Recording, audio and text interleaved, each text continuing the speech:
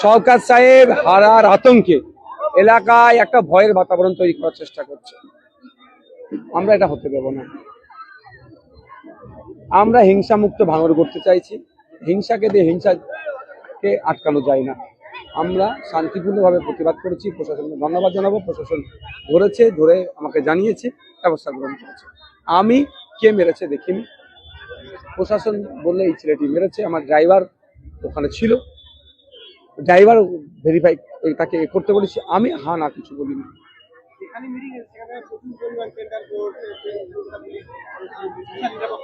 না, ব্যাপারটা হচ্ছে তৃণমূল কংগ্রেস একটা অশান্তি পাকানোর চেষ্টা করছে। এখানে তৃণমূল কংগ্রেস বলবো না, শওকত সাহেব অশান্তি পাকানোর চেষ্টা করছে। সেই জন্য প্রশাসনের কাছে ইনপুট আছে, সে নাগাতে ভোট দিচ্ছে। ভালো তো, আমি চাই আমরা শান্তিপূর্ণভাবে প্রোগ্রাম হোক, নির্বিঘ্ন হোক। সেই তৃণমূল আরো যে সমস্ত রাজনৈতিক দলগুলো প্রার্থী দিয়ে সবাই করুক না।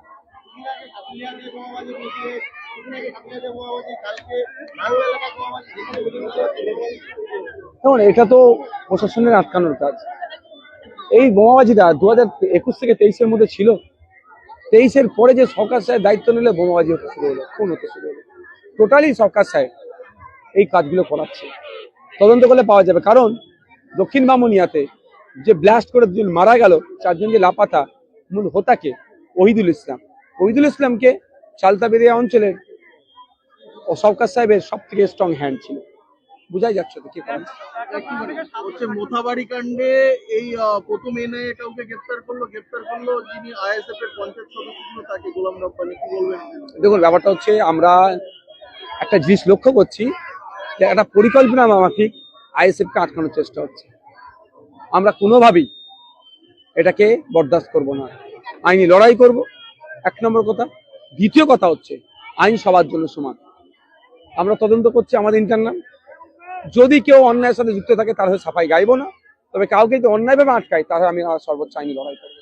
আর এনআইএ বা এখন বিজেপি আর তৃণমূল আলাদা আমরা দেখছি।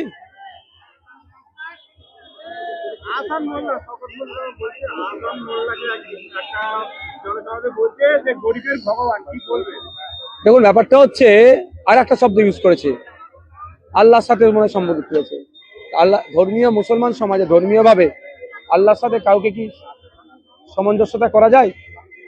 এতটুকু বাংলার মানুষকে বলবো, ভাঙড়ের মানুষকে বলবো, তাকে প্রার্থী হয়েছে যার যে এই ধরনের কথা বলছে, তাহলে জিতলে আগামী দিনে তাহলে তো শরীর এখন মুখে বলছে, তাহলে হয়তো বাধ্য হবে তুই করাতে।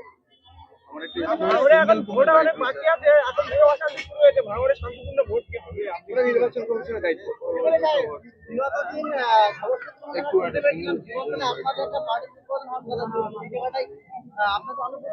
আর ডকেটের পারমিশন দেয়নি, ডকেট করে করতে হয় তো। সোশ্যাল মিডিয়ার মাধ্যমে দেখলাম জীবনতলা আপনাদের আইএসএফের কিছুদিন আগে জয়েন করেছিল আরামবাগের হাত ধরে, কিন্তু সেইসব ছেলেরা আবার তৃণমূলে জোর করে ভয় দেখিয়ে নিয়ে গিয়ে যাচ্ছে আবার, তো ওটা আটকাতে পারবে না।